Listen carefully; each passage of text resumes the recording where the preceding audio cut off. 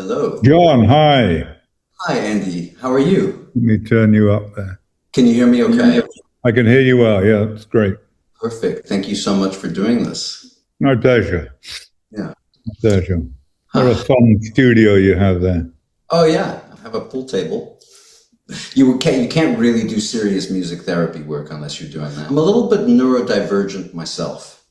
And so I have a way of looking at things. It's a little bit different to most. And so whenever I'm looking at anything, and I think this is true of any therapist, I'm looking at multiple perspectives simultaneously, just to see from as many angles as possible. And actually, I want to just acknowledge, I didn't realize my mother had informed me after I let her know who I was going to be interviewing, that we have the same birthday. So I'm just going to say out the gate, I think everybody can relate. There's something that happens to a person when they realize that they share a birthday with someone. And so whether that's a positive feeling or a negative feeling. So I'm just acknowledging that slight bias as we engage in this in-depth conversation. I'm going to open my notes. I don't usually like to use notes. I'm quite a improvisationally based speaker and musician and whatnot. But I wanted to throw out a couple of catchphrases to start, which is intellectual honesty versus emotional truth. And so the reason I'm talking about people's perspectives, because otherwise we would just dive right in and talk about your new book. But I'm thinking about the people that would be like, well, I don't want to read his book. Are you crazy? Are you kidding me? And so I wanted to really back up and let you know. So I say this to you, Andy, as well as technical difficulties, edit, cut, as well as the perspectives of people who have not quite had the opportunity to have a bird's eye look at what really unfolded, because it's not 2010 anymore. We have more data points. And so leading up to this moment from the last month, I started to do medical journalism. And the reason that I did that was because of my experience during COVID.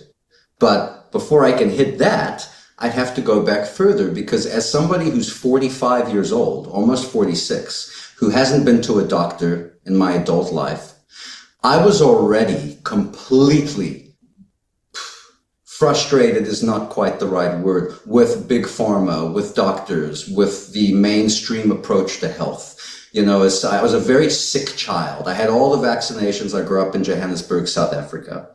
And I had the eczema and the chronic gut issues and serious asthma, and I only healed my asthma more recently in the last few years. And so lifelong albuterol and Ventolin and all of that.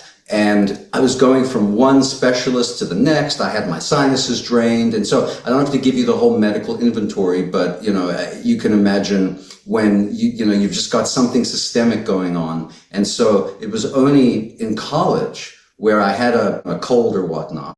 I went to the doctor and I was like, okay, what am I going to do here? Sit 90 minutes, go in there. Maybe he gives me an antibiotic or something like that. Let me just do what I think I need to do. And that's when I started fasting and ate some ginger and just did things to listen to my body. And one of the main reasons that I want to have this interview with you and this larger conversation, it's more about empowering the public to rebuild public trust, because that is broken.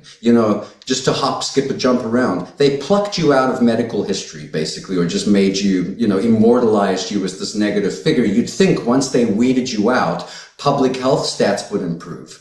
The opposite has happened. People are so completely divided about mental health, and physical health, the medical system. They don't really know who to trust. So even when there's a reliable study done, they don't even know whether or not what they're hearing can be believed. Because as I mentioned in that post to introduce the interview, the very same institutions that attack people in general, all the way back to the Flexner Report from the early 1900s, commit the very same crimes that they accuse other people of doing. And so as I had to play catch up. I had seen your documentary Vaxxed, because I've been working with children on the spectrum for quite a while, over 2 decades. And I had already heard all of those vignettes from the people that I work with. Now I'm going to hit a pause button and say my end game here is not even to prove vaccination causes anything, but I do think it's important to recognize You know, after my mom took the first Pfizer shot, she got shingles. Now, it's not like I think, oh, vaccinations cause shingles. I believe vaccination or any foreign substance can come into the body and interact with it in such a way that something that's subclinical, if there's already some kind of neurobiological distress from all the other toxins going on, you know, we've put this vaccine issue into a vacuum of, yes, it does, no, it doesn't, it's totally fine, they debunked it, you know, that guy was a criminal. What do people really believe? And so saying that now, 2026, it's been such a long time, there's safety in numbers, because even though intuitively I feel that you were grossly misrepresented, it's not like I'm pulling you out of a hole here. I mean, I have heard you on podcasts and just spoken directly with high-ranking credentialed professionals who are so loved and respected, who so love and respect you. So coming back to why is there such a divergence in public perception where you would have people that are very measured? Because it's interesting how the people that feel, no, that's ridiculous, you're going to endanger lives, you can't say that, they're very angry, they're very frustrated, and I can understand that, because when you're a parent, that instinct takes over and you want to do anything to protect your child. That goes both directions, which is why, going to COVID now, I wrote an open letter to colleges through No College Mandates, Lucia Sinatra, an amazing legal attorney that retired so that she could dedicate her livelihood to giving a platform to families where their children were either dropping dead on a college field or suffering injuries and then being told that it was because they just didn't want to say it. And it's thousands of families that she's got in this community. And so I wrote that open letter, and obviously, of course, least importantly, I was shadow banned and haven't really been perceived quite the same by many people, and that's kind of the price. And so again, it's not about proving this or that, but having the conversation. And the fact that anything can be so taboo that you can't even talk about it, to me, is cognitive dissonance. It's a very dangerous thing. And so I'm going to just talk for a tiny bit more to just catch up, because I don't think we should you have to explain it, you know, and not to, at the risk of it being a softball interview, I want to let people know, and you know, how I organically backtracked, did the research, looked at Brian Deer's documentary, you know, and what really struck me was that they obviously really wanted to take you down. They really, really did. Anyone can see that. You Google your name and boom. So it's like, okay, so what are they really saying? They quote an amount of money that apparently came from a lawyer to fund a class action lawsuit where parents are trying to get heard. It's a big sounding number, but actually, if I'm correct, it was spread across a decade, which means if money was your primary incentive, which you've been accused of, as a surgeon, you could have been making much more money than that and not be working with feces and trying to get to the bottom of everything. Next, I cannot find any record of a parent suing you for harming their child. I can find records of parents speaking out saying, this guy really helped me. I don't think you understand. He really cares. And so I'm just, again, looking at it to completely unbiased, because, he's in the Epstein file. No, he's not. I had to look. Everybody checks everyone. So continuing to zoom out and stay unbiased, all I'm seeing is a system that we already know have been caught red-handed. The opioid crisis was unfolding during that time. Why didn't Brian Deer go after the opioid crisis? Why was it just you and then everything's fine? So I'm just kind of filling that in, because that's honestly what my take was. And again, it's less so to exonerate you as much as empower the public to think critically about what they're being told and who is saying it. And then to be able to have what we like to call informed consent. So on that premise, I'm going to take a quick pause and just check in with you and see how you're feeling, and how you would want to, and what made you want to have this meeting with me. Well, you invited me, and so Oh, it's always nice to have the opportunity to talk, particularly to those interested and who are contributing in a positive way to these children, these affected individuals. As a therapist, I'm sure you're doing a wonderful job, so thank you for that. And yeah, to set the record straight, but more to look to the future and to, to talk about the book that I've just released and why, what it's about, and why it's important, why I was inspired to write it in the first place. And yeah, just to let people who otherwise wouldn't know me see the real Andy Wakefield and make up their own minds. yeah, absolutely. We're going to get there. Everything's been quite compartmentalized and oversimplified because I'm still running through. There's what I would like to talk about, which is your book, but then simultaneously the people that still want things addressed. So I just want to unpack just a tiny bit the difference between something causing something and there being a link and that subclinical aspect. Because again, it's been so oversimplified that it's either, well, yes, it does, or no, it doesn't, but the nuance just isn't there. So I'm wondering if you do want to share anything about your current findings or anything like that regarding vaccination in general, the MMR. And then just to point out, you're familiar with Sean Hartman's story of having taken the Pfizer shot against his father's wishes and then dying 33 days later. He was sick almost immediately, but within a month he was gone. And Dan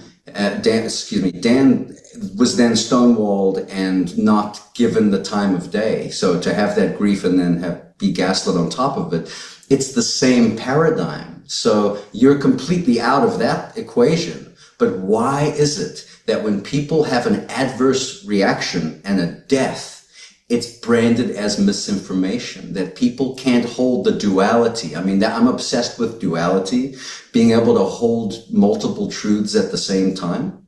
And so, we can, yeah, do you want to address any of that? I know you've got other podcasts. We can also sort of drop links because I don't like repeating things either. But do you want to address some of that? You raised a whole bunch of issues that have really taken place over the last 30 years. So let me simplify it for those who are coming to this for the first time. I was an academic physician in London, a gastroenterologist. I knew absolutely nothing about autism. When I was at medical school, we weren't taught about it because it was so rare. Okay, so there was no class on what autism was. So I became a gastroenterologist, gastrointestinal surgeon. And my principal interests were Crohn's disease and ulcerative colitis. And we'd made some very interesting discoveries in those diseases, which really gave us a platform to discuss them globally amongst the medical community. And in 1995, parents came to me, long before litigation, long before I'd ever heard of this issue. Parents came to me and said, this is a very simple story. Parents said, my child was fine. They were developmentally normal. They had speech and interaction with their siblings, and they then received an MMR vaccine. In many cases, in a very short time afterwards, they regressed. They lost their speech, their skills, their language, and they ultimately were diagnosed as autistic. And I said, stop, please. You've got the wrong number because I know nothing about autism. I'm a gastroenterologist. How can I help you? They said, the reason we're calling you, Dr. Wakefield, is this, that my child has intractable gastrointestinal problems, bloating, pain, distension, diarrhea, alternating diarrhea and constipation, failure to thrive, cardinal features of an underlying bowel inflammation. And no one will take me seriously. That the doctors and nurses I talk to say, that's just part of autism, too bad, get over it, put your child in a home, have another one, but forget about that one. I mean, it was outrageous that not only were the symptoms in these children being dismissed as being of organic origin, but they were being told to put their child in a home and forget about them. That was the state of knowledge of autism and what to do about it at the time. But as my responsibility as a physician was to the patient, wasn't to prejudge their story and say, well, all this is fine, but you've raised a question mark over the MMR vaccination, therefore I can't help you. No, that's not my job.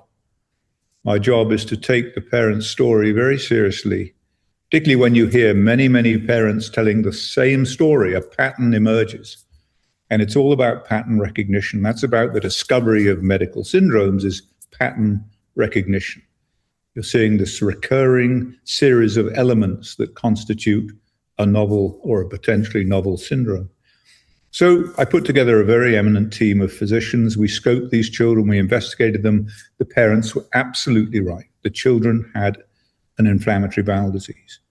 And I came across two conflicting sets of opinions as I went forward with this and presented it to my colleagues.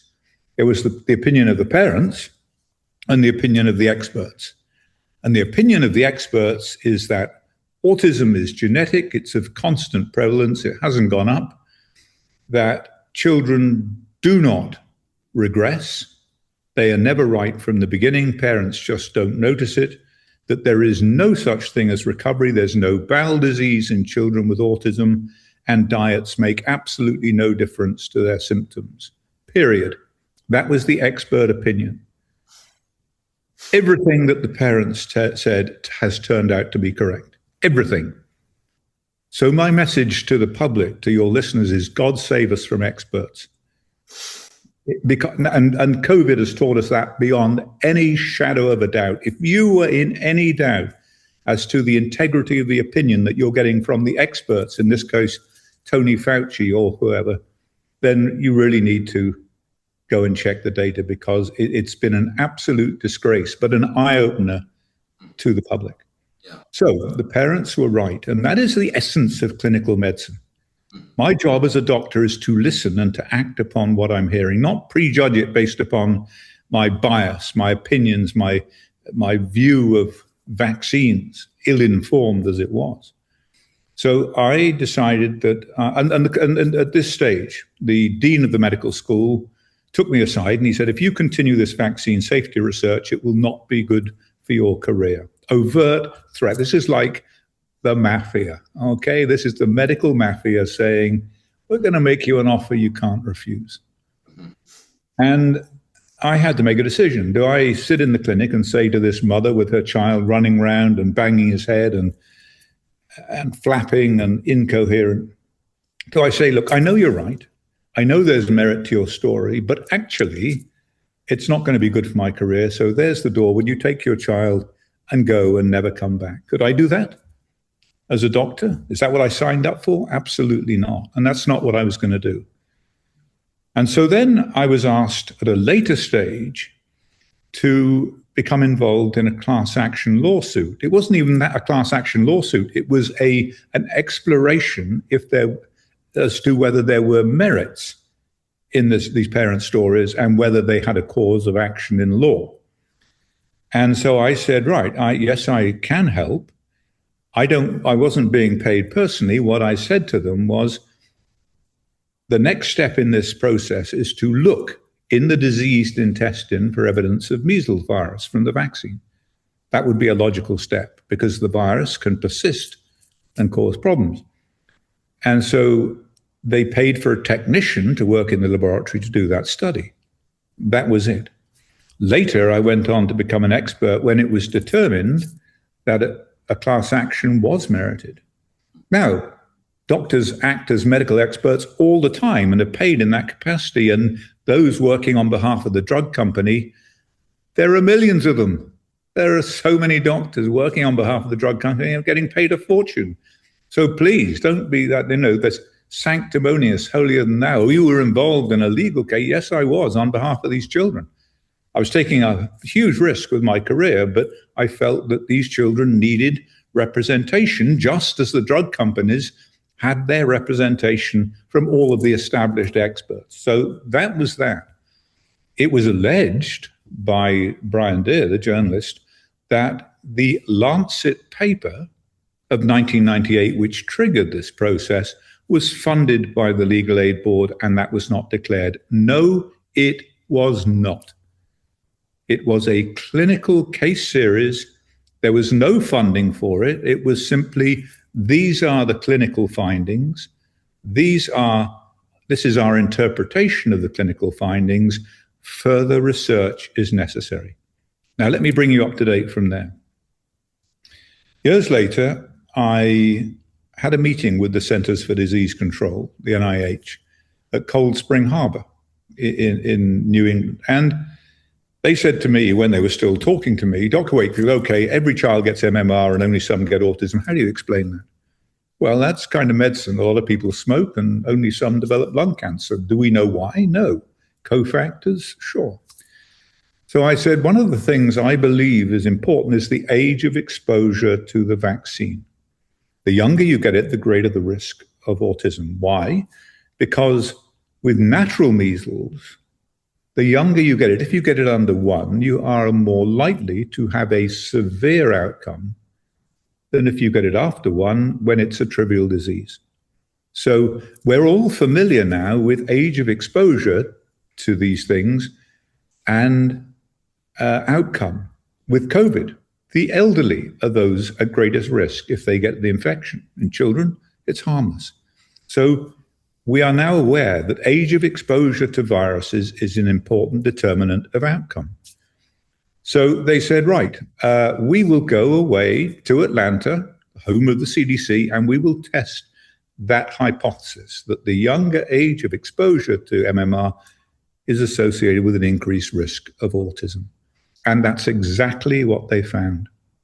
Exactly. And for 14 years, they covered it up. And that was the film you referred to, Vaxxed.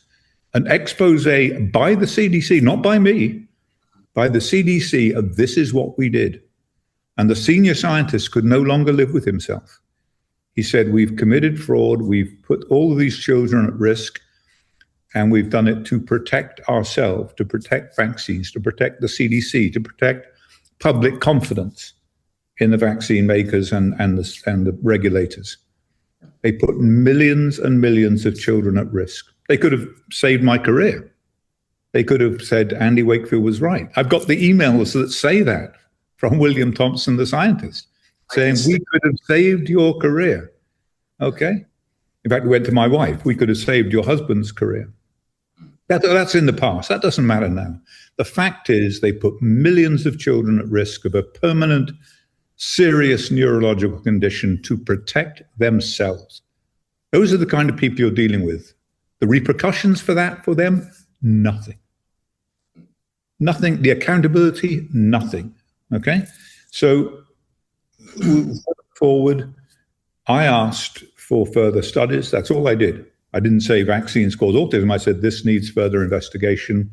And now Peter McCullough, famous because of his stance in COVID, but one of the most published cardiologists in the history of this planet, Peter McCullough's team have done that science. They've reviewed 136 papers that look at vaccines and autism, and they have come to the conclusion that those studies show that early and multiple vaccines in childhood constitute the greatest modifiable risk factor for autism spectrum disorder. In other words, it's preventable. It's preventable. That is a summation of the current state of the science. That is there it is. So do we hear that in the mainstream media? Absolutely not. Why? And this comes to another issue that you raised. Why this discordance? Why this dichotomy of opinion? Why is it being handled in this way? And there are many. One is belief. If public confidence in policymakers at the CDC, the NIH, the FDA is damaged in any way, then the people will turn their back on vaccination. And they are therefore fighting to protect belief in themselves, public confidence in themselves, rather than the benefit of the public. And the second is money.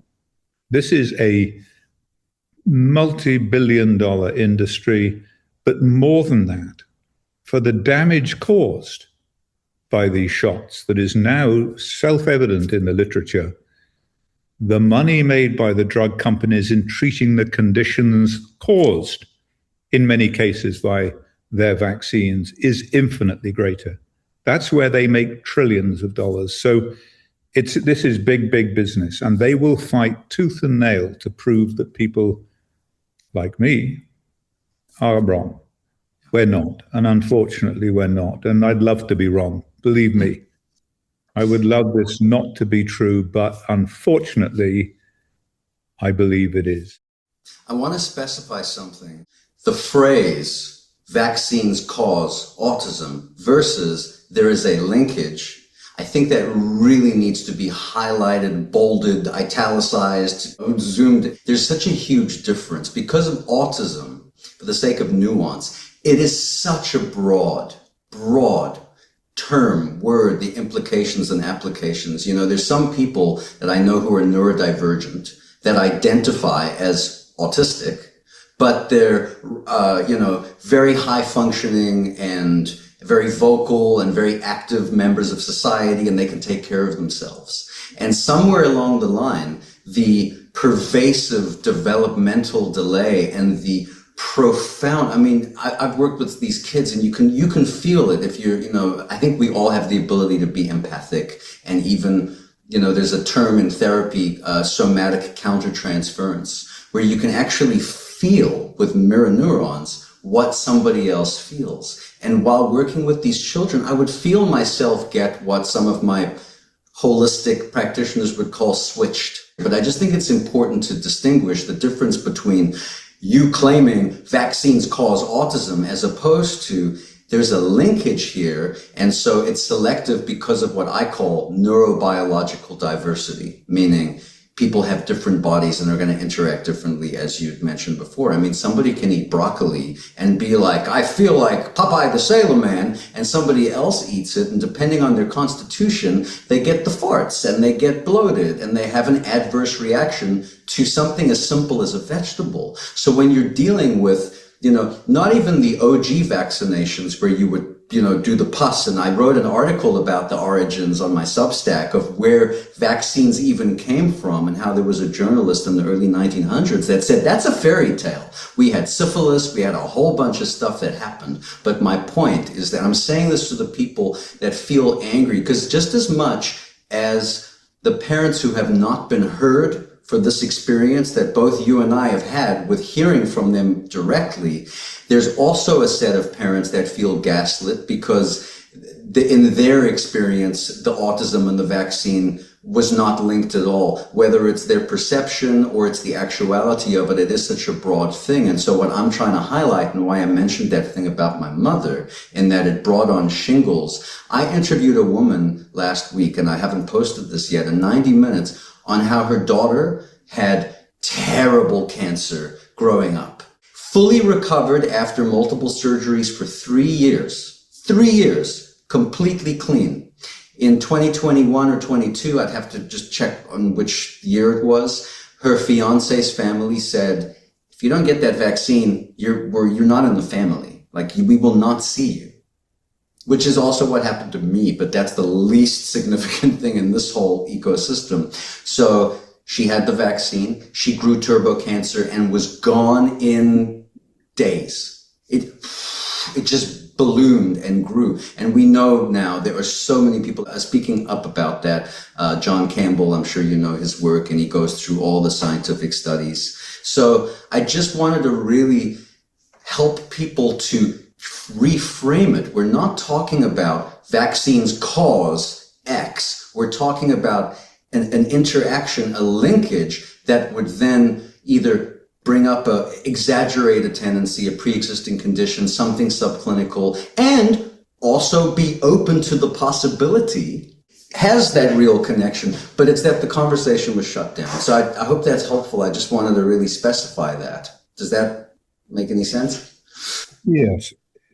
Several things to say, and that is that there have been 12 studies that have compared health outcomes in vaccinated versus unvaccinated individuals. These are the gold standard that have never been done by the authorities and should have been done in advance of licensure before these vaccines were put onto the market and into children.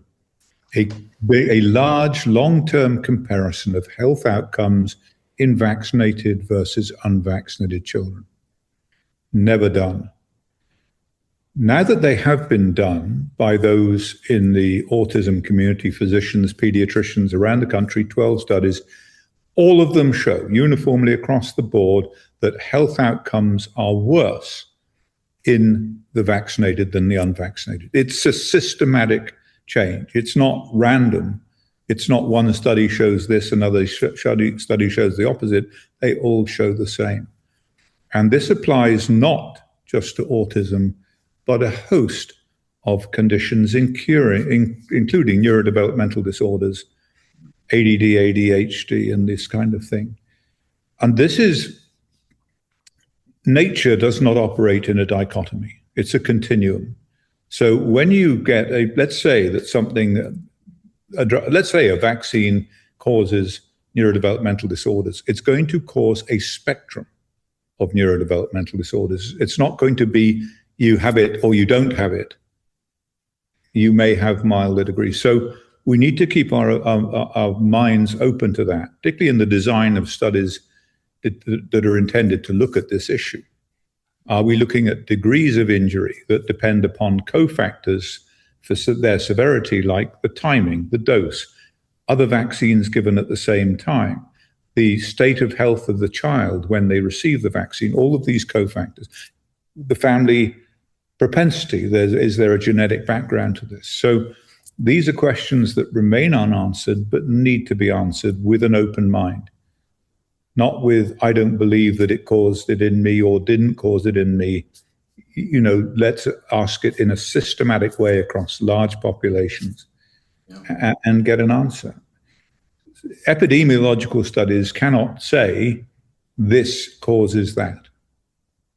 Sometimes, in the case of smoking and lung cancer, the risk is so large that it becomes adopted into common parlance that, yes, smoking causes lung cancer.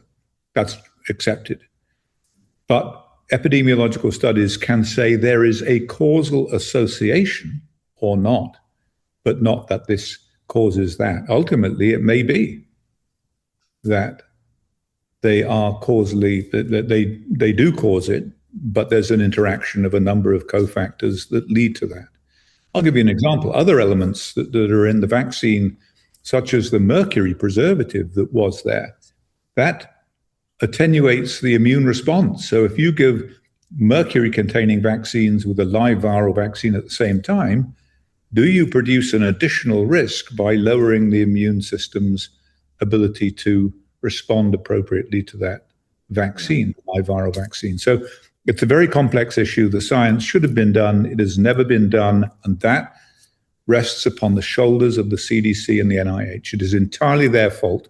And therefore, the state of ignorance in which we currently exist isn't due to you and me having this conversation or parents' concerns, or indeed the doctors trying to treat it.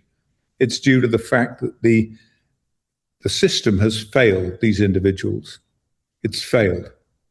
And they said the science has been done. It turned out when Robert Kennedy Jr. asked for it, said, give it to me then. They couldn't produce it because it had not been done. And I'm afraid that's where we are right now. Yeah. And, the implications even more broadly, if we zoom out, an hour ago when I was working out doing calisthenics at the park, I met this older lady from Trinidad who was there to just stretch and move because she's got some physical stuff going on and she's trying to get healthy. And she was telling me how the doctor said she's pre-diabetic and she needs to go on statins and she needs this and that, and just public understanding about the gut in general and not connecting the dot. I grew up in the 80s and 90s, right? I was born in 1980.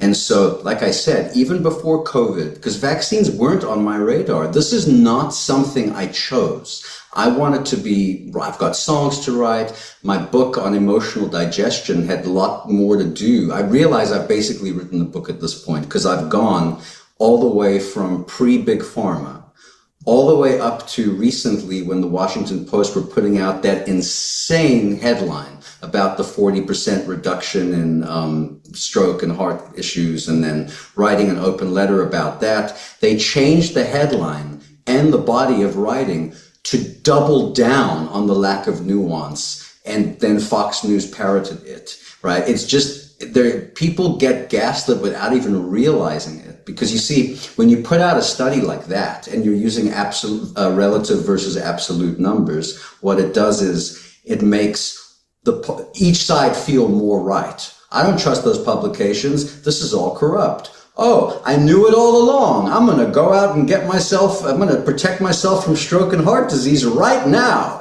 And if you don't do that, you must be deplorable. And so that psychology to me is nuts. And I do think it's very important that everything, as you had said, is a spectrum, not just autism, but the spectrum of health, and the way that our microbiome and just general health, I mean, this is where our entire immune system is. And so people will feel bad and they'll go to the supermarket and get all the foods that they're eating. All of these are factors, because even when you're injecting a vaccine, whatever the foods are that they're already eating, that there's already chemicals in a bag of chips and all these different things. And so not only do I think it needs more study and conversation about that linkage, but as a cofactor of the diet and nutrition that's already happening and body alkalinity. Yeah, my passion, and I love teaching this, people count steps and calories and have all these numerological barometers for their health. And what they don't realize is that the range of breath goes underexpressed, meaning when people are depressed and anxious and just fearful, one of my missions in life is to demystify metaphysics and show people that it's not woo. What it does is when somebody's in a perpetual state of fear, for example, being terrified of the government for lying to you, or just interpersonally, when we've got all this chronic stress, you underbreathe. When you underbreathe, that's less oxygen, less blood flow. It increases acidity. So less circulation, you're more prone to injury, you're more prone to things happening in the body, dysbiosis, the peristalsis is going to become depressed. You're going to have constipation and diarrhea, and the organic rhythms of the body get disrupted. And so everything is connected, and people have a lot more control over their health. I regained full mobility from having been a cripple. Andy, I could not walk, and psychosomatically, it was all that anger and rumination from being pigeonholed as somebody that's dangerous because I'm trying to have a conversation. And so without making it about me, I just see countless people walking around with things that I know. Let me tell you, 10-second vignette down the street. A couple days ago, I walked past this pretty young lady. She's walking with a cane, and she's got one of those masks on her face. It looked like 12 Monkeys, the movie. And I talk to people. I'm like, what's going on? And she says, oh, I have a fainting condition. I was like, oh, that sounds serious. I was like, why are you wearing this mask on your face all the time? And it wasn't a regular N95. This thing was like a stormtrooper. And she says, my doctor says I should wear it because I'm immunocompromised. I said, do you know that there's a big medical apartheid going on? And a lot of doctors and scientists would say, you're putting a petri dish on your face. I have interviewed multiple doctors in the last few weeks, and some of them you know and love, and so do I. But most people have no idea that the number one way that fat leaves the body is through the breath, because it converts to carbon dioxide and all the other toxins that are coming out to muzzle oneself and create all of that. And so it drives me nuts because I can see a person I know. I don't mean to be grandiose. Give me a week.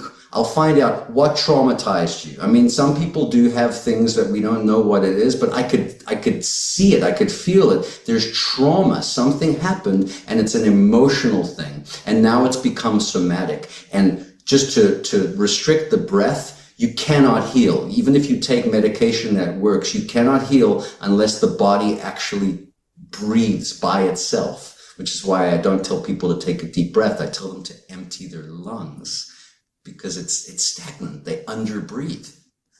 That's my shtick. Any thoughts, doctor? if I can call you that. I am a doctor. You cannot take away something gained by examination just because you'd like to. So yes, I am still a doctor. Do I have any? No, I'm fascinated to hear you expand on it. I think there's so much that we don't know, or we underestimate the value of. I was a fanatical yoga person, and yoga was where I would go to readjust everything and to come to terms with the world. And so that was, there's a great deal to it. And it's just a matter of somehow suppressing the sympathetic overdrive and allowing your parasympathetic immune system to regain control of your body and your state of mind. So I'm going to share one more thing with you, and then we're going to pivot to your book. So just to expand briefly, I created something called the drool detox. Imagine laying on a massage table, you're face down and there's the hole and there's a bowl underneath, and it's going to just catch your saliva. So we know that saliva has markers, the cortisol, stress markers, etc. So, you know, when you go to the dentist and they put the pipe in and they go, and so you're not swallowing, and all you can do is sit there like you're in church or wherever your preferred prayer, and you're surrendering, and you are just essentially playing dead. So when you're laying down and you're actually not, you know, we gulp sympathetically when we're frightened and terrified. So that's a mechanism. That's one of the main mechanisms that people need to understand.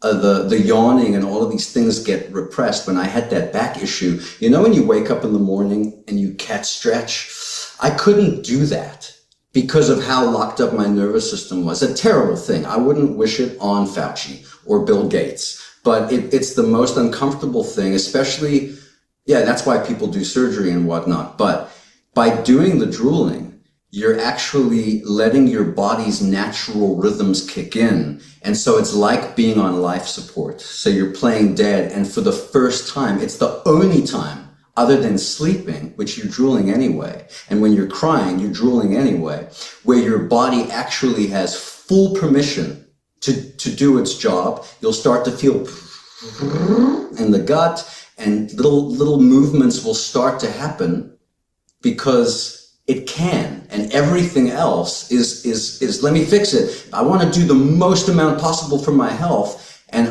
my approach is do the least amount possible for your health.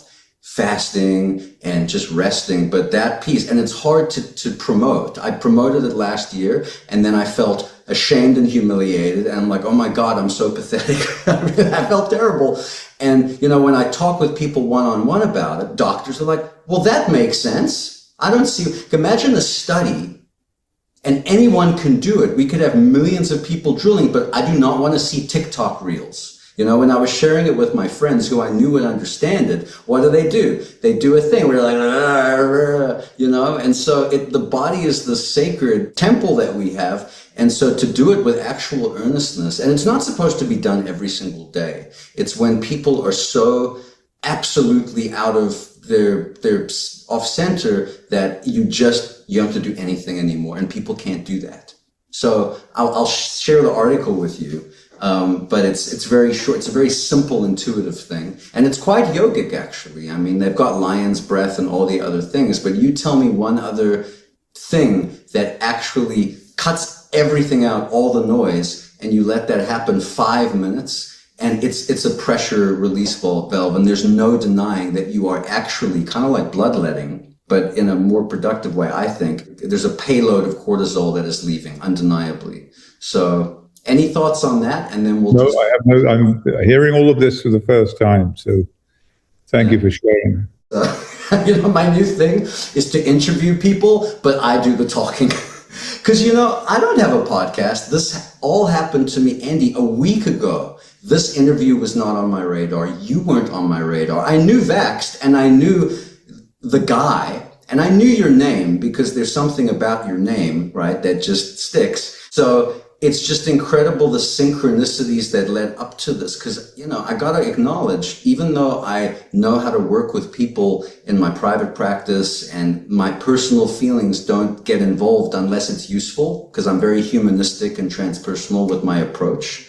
But in the privacy of my own life, thoughts, mind, heart, I wake up at 3 a.m, livid, angry, not at my own personal circumstances, at parents that haven't been heard, college kids who drop dead and their parents aren't heard, educations that are stifled, normal conversations turn into don't come to Thanksgiving. And again, not even me. I can always deal with my own stuff. I don't really hate Fauci and Bill Gates. I'm afraid of what's actually happened behind the scenes and what we don't know. We know what we don't know, kind of, right? But I don't see utility in directing animosity towards a particular person, because I know on some deep level that person is me.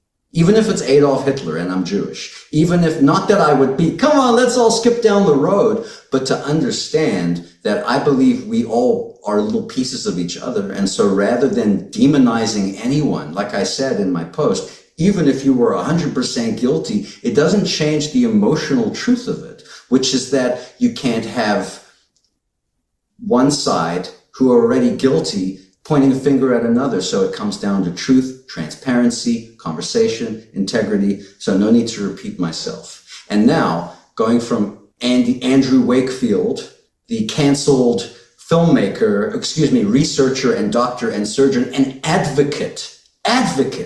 You were an advocate for families. The risk reward ratio for you was not in your favor at all, because you would have, and look how long it took them to pull the study too. All right, listen, I'm getting a little bit too heated now. Do you want to share about the book? Sure, thank you very much. Yeah, the book came about, it's a very interesting story.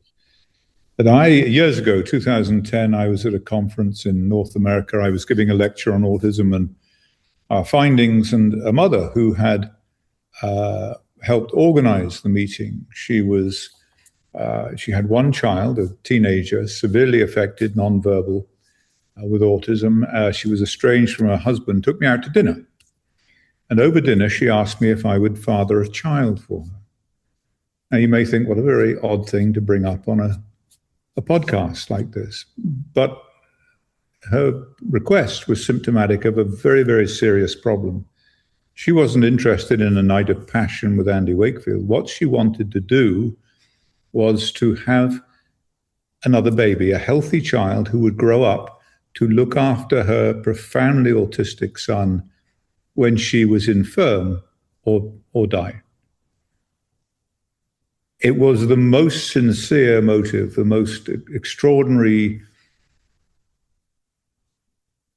statement of a mother's love for her child, that she would be prepared to humiliate herself asking this and risk rejection.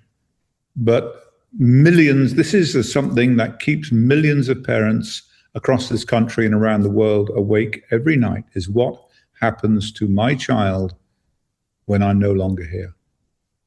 My vulnerable child, when I am gone, what happens? They fall upon the mercy of a world that doesn't understand them, has no resources to deal with them 24/7 in the long term for the rest of their natural lives, and certainly doesn't love them. What happens? And so I was so moved by this. I said, I'm going to write a screenplay. I was writing screenplays, making movies, and I did. I sat down in 2012, I finished a screenplay on this. And I put it on the shelf, as you do with these things. You think, I'll come back to it, I'll look at it in a few years and maybe change a few things here and there and move towards getting it made. And the state of the film industry at the moment is pretty parlous with trying to raise money for independent films. So my assistant said to me, you know what you need to do is write this as a book. Write it as a book. It's much cheaper to get a book out there than it is to get a film out there. Get some attention for it. Someone will look at it, just like you just did, and say, this would make a great movie. And the movie gets made, because that's what I want to do, is ultimately make the movie. So I thought, damn, she's absolutely right. I need to do that. So I sat down and wrote the book. It's called The Bequest, and it came out on Friday, last Friday. It is available on the website. Go to the website, which is thebequest.co, thebequest.co. Go to that, buy the book, please, and help get the movie made, directly or indirectly. And it's a story set, interestingly, in the Wild West. It's set in 1867 on the Oregon Trail. And there are several reasons for doing that. And one was I wanted to get it away from the contentious issue of causation. I didn't want it to be distracted by vaccine and other things. I wanted it to be about this singular issue. What happens to my child when I am no longer there? And the second was to put it in one of the most brutal environments you could imagine. Freezing cold, starvation, disease, violence, everything thrown at this child and his mother to destroy them. And it's about a mother's love for her child and her ability, the lengths to which she will go to protect her child. And so that's the reason for putting it back in 1867. So please buy the book and support this and get it out there. Yeah. You know, that really hit that emotional truth piece because of the lengths to which a mother will protect her child on both sides, on all sides. And so this feels like a little bit of a bridge because there isn't a single human being that cannot relate to that. Even if they don't have children, because they have parents or they have someone that's taking care of them and that loves them. So Andy, what I think we should do, because there was one thing, if you have a few more minutes, I wanted to circle back to, and I can sort of splice it in, if that's okay. The piece about McCullough. Much like with you, and probably with me, if I actually, kept doing this, there's so many things. You can Google him and then you can attack his character. And then you're like, but look how many papers he's submitted and had approved and been there for such a long time. But I really want to help people cut through the noise so that they can see for themselves, because that's the thing. You say McCullough, and then Dan Hartman says, yes, that's the doctor that proved that the Pfizer vaccine killed my son. And then somebody else is like, oh, I saw them mention him on CNN. I think that guy's, there's this immediate visceral reaction. And that's the part that I want to help a little bit over ambitious. People that already love you are going to read your book. They're going to promote it. The people that are really so traumatized. You see, that's the thing, is that I can understand why both sides of the equation feel so misunderstood, feel so gaslit. It's the same thing. And so they think you're brainwashed, you think they're brainwashed, and it's the same information. And so that's part of my mission, is to just find that middle ground where it's like you're not coming to any conclusions, but everyone gets the chance to look at what can be looked at. See, as a musician artist, I do not use AI to generate material. I don't need it. But when it comes to medical history, journalism from that standpoint is invaluable. I mean, to be able to say, okay, give me every single egregious thing to ever happen in medical history, the lawsuits, the settlements, and all of that. And so that's part of what I've built on my Substack, is this narrative where I'm just like, hey, this is what's happened. It's objectively true. You can't sidestep it.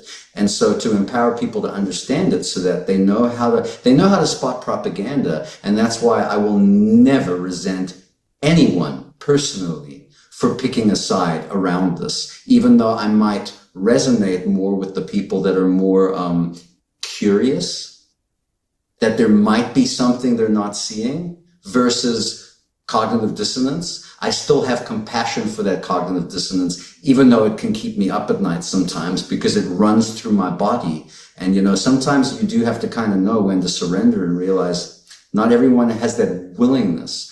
But if they understand that that willingness influences their own health, that, I see things from a very macroscopic perspective, is that if you hold animosity and judgment towards anyone, that is impacting your health. You can't sustain anger and rumination without suppressing the breath. Otherwise, you have compassion. You know, you're not going to spend time with the person, but you don't hate them because it costs cell tissue to hate someone. Prove that. I think we can. We probably have. Anyway, so I wanted to throw that in there because I really want to reach people that have not had the opportunity to really hear what can be heard and understood. So anything you want to chime in with? I think people need to ask themselves the question based upon this. The nightly news networks of the mainstream media in the United States of America are dependent upon the pharmaceutical industry for advertising revenues to keep them going. That is the greatest source of income to the nightly news networks. What do people think? What opinion do you think they are going to hear on the nightly news networks about the products made by those individuals, or in the news articles, what is good or bad about the vaccine? What are they more likely to hear? Rather than those who are injured, who have no funding, no resources, no access to the media, don't contribute anything to the media's purse, to its income, to its way of life, its standard of living. They do nothing. Who do you think the media are going to represent most favorably in their stories? This happened to me years ago. Sharyl Attkisson, who is an outstanding independent journalist now, worked for CBS, and I gave an interview at CBS to her, and she said, Andy, this story about vaccines and autism that we've just interviewed about, when it's edited, I will get a call. At 15 minutes, I will get a call from the money men on the top floor to say that this segment cannot play, it will not play because our sponsors will pull their funding if it does. It was about objective science, it was about clinical findings, but it would not play because it was offensive to the pharmaceutical industry sponsors of CBS. Okay? She was wrong. She was wrong. It was 5 minutes. 5 minutes before they called down from the top floor and said, kill it. Okay? This is what you're dealing with. So people need to ask themselves, are the things that they're hearing on the nightly news networks in favor of the advert, is that really going to be objective? But hey, who knows? So people are understandably frustrated. There is discordance within families, people shouting at each other, arguing, and not getting together for family party, whatever it is, because of their divergence of opinion on vaccine safety. But I would tell you this, that in the end, the market wins. Okay? It's not the amount of advertising, it's not the amount of money spent, it's not the propaganda, it's not the government policy. It's down to the consumer. In this case, it'll be the parents of children who are receiving these vaccines or not. The market always wins.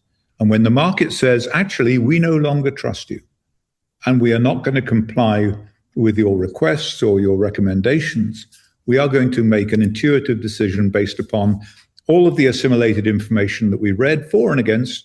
We're going to make an informed choice. And that's what medicine should ultimately be about.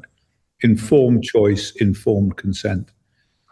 All of the good things, all of the bad things, and they need to make up their own minds. Okay? And that's what it should be. So that's the way the world's going. It will be determined by the marketplace. It will succeed or fail according to that. And the greatest mistake they ever made was COVID, because it's turned more than half the adult population of the world into those who are now debating around the kitchen table. I don't trust them anymore. That is their fault. It's not your fault and my fault for having this conversation. It's entirely down to them. They have created this monster, and now they have to deal with it. Yeah. So that's where we are. That was the point I was making about AI, and that it pushed me back so much about you. And when I finally got it to acknowledge that the transparency is only one-sided. I said, who funded Brian Deere? Who funded the publications that funded him? And that I can't pull up that data for you. I'm sorry. And so that acknowledgement is that even from 2010, from when they first canceled you, they had all of that time to gain public trust. We should be in remarkable shape by now if they've been so diligent about weeding out dissenting voices that weren't speaking truth. So the important thing is it's not about me at all. This isn't about me. They make it sound like it's about you. They target you as an individual, but it's about something far more important. It's about the future of these children, these individuals, and that is far more important than Andy Wakefield. So, don't worry. But other than that, this is about something far, far more important. And mothers, in particular, trust your instincts, please.